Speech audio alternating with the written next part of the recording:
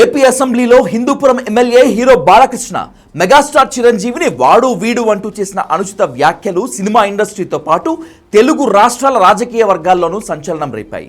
వివాదరహితుడు అందరివాడిగా పేరున్న చిరంజీవిని శాసనసభ సాక్షిగా వాడు వీడు అంటూ బాలకృష్ణ సంబోధించడం చిరంజీవితో సంబంధం ఉన్న ప్రతి వారిని బాధిస్తోంది. ఇండస్ట్రీకి చిరంజీవి ఏమీ చేయలేదని, ఇండస్ట్రీ గురించి మాజీ సీఎం జగన్ వద్ద మాట్లాడలేదని వ్యాఖ్యానించడం చూస్తే బాలకృష్ణ ఎంతగా దిగజారిపోయాడో అర్థమైంది. నటుడిగా, వ్యక్తిగా తనకంటూ ప్రత్యేక స్థానం ఏర్పాటు చేసుకున్న చిరంజీవికి ఇవాళ ఎవరి సర్టిఫికెట్ అవసరం లేదు. చిరంజీవి వ్యక్తిత్వమే ఆయనకు ఓ పెద్ద కాండక్ట్ సర్టిఫికేట్. 60 ఏళ్ల వయసు దాటిన నోటికి ఎంతొస్తే అంత మాట్లాడటం, ఎలా పడితే అలా వాగటం బాలకృష్ణకే చెల్లింది. బాలకృష్ణ ఏ వేదిక ఎక్కినా ఏదో ఒక వివాదం. మహిళల గురించి అసభ్యంగా మాట్లాడారనో, అభిమానులను కొట్టాడనో, సహనటులను కించపరిచాడనో, ఇలా ఏదో ఒక వివాదం బాలకృష్ణ చుట్టూ ఖచ్చితంగా ఉంటుంది. ఆడది కనిపిస్తే కడుపైనా చేయాలి, ముద్దైనా పెట్టాలి అంటూ వేల మంది మధ్య అసహ్యంగా మాట్లాడిన వ్యక్తి బాలకృష్ణ.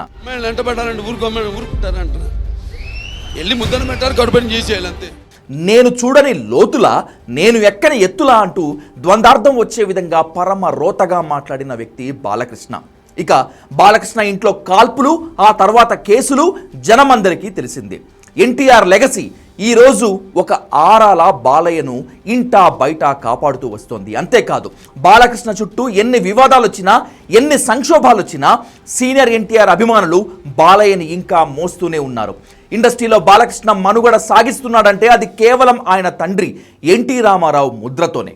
అలాంటి బాలకృష్ణ ఏపీ శాసనసభలో అంతమంది సభ్యుల మధ్య ఓ అగ్రనటుడి అలా కించపరుస్తూ మాట్లాడటం కేవలం ఫ్యాన్స్ను మాత్రమే కాదు, అందరినీ బాధపెట్టింది.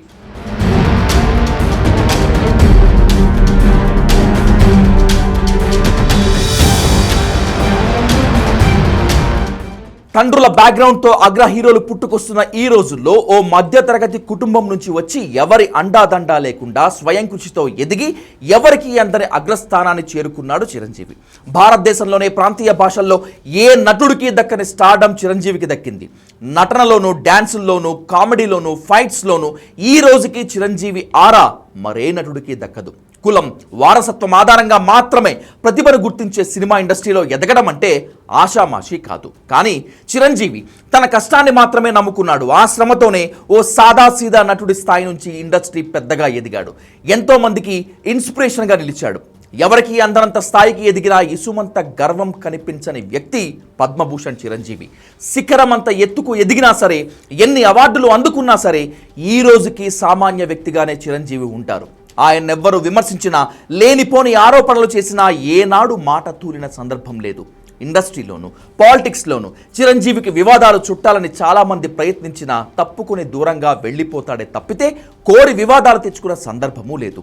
రాజకీయాల్లోనూ రాణించాలనే ఆసక్తితో ప్రజారాజ్యం పార్టీ పెట్టి తన వ్యక్తిత్వానికి పాలిటిక్స్ కష్టమని గ్రహించి హుందాగానే తప్పుకున్నాడు చిరంజీవి. నిజానికి రాజకీయాల్లో ఓపికగా ఉండుంటే రాష్ట్ర విభజన తర్వాత పీఆర్పీ అధికారంలో కూర్చొని ఉండేది. చిరంజీవి సీఎం అయ్యేవాడు. ఓ రకంగా అవకాశాన్ని ఆయన కోల్పోయాడు. చిరంజీవి ఫ్యాన్స్ కానీ, మిత్రులు కానీ ఓ వర్గానికో కులానికో ఏం చేద్దాం, ఓ గ్రూప్కో చెందినవారు ఎవరు ఉండరు. నిజంగానే అందరివాడులా ఉన్నాడు చిరంజీవి. నెక్స్ట్ జనరేషన్ నటులను కూడా ప్రోత్సహిస్తూ తనను దాటి వెళ్ళిపోతున్న యంగ్ హీరోలను అభినందిస్తున్నాడు అంటే చిరంజీవి మనస్తత్వం, వ్యక్తిత్వం ఎలాంటిదో అర్థం చేసుకోవచ్చు. సహా నటుల్ని వెంట పెట్టుకొని అప్పటి సీఎం వద్దకు వెళ్ళి ఇండస్ట్రీ సమస్యల పరిష్కారం బాధ్యతను భుజానికి ఎత్తుకున్నాడు చిరు. తమ్ముళ్ళిద్దరూ జనసేనలో ఉన్నా కూడా వాళ్లకు రాజకీయ ప్రత్యర్థైన మాజీ సీఎం జగన్ తనను సాదరంగా ఆహ్వానించారని, మాట్లాడారని, తన అభ్యర్థన మేరకే వాల్తేరు వీరయ్య వీరసింహారెడ్డి సినిమా టికెట్ రేట్లు పెంచాడని బహిరంగంగా ప్రెస్ నోట్ రిలీజ్ చేసి చెప్పడం ద్వారా చిరంజీవి అనే మనిషి వ్యక్తిత్వం అందరికీ అర్థమవుతోంది. అలాంటి చిరంజీవిని సభలో అవమానకరంగా మాట్లాడి బాలకృష్ణ తన స్థాయిని తానే మరోసారి తగ్గించుకున్నాడు. వయస్సుతో పాటు పరిణతి రాకపోతే ఇలాంటి పరిస్థితులు ఎదురవుతాయి. అంతేకాదు, ఒక వ్యక్తో, ఒక వర్గమో తక్కువ చేస్తే తరిగిపోయేది కాదు చిరంజీవి వ్యక్తిత్వం.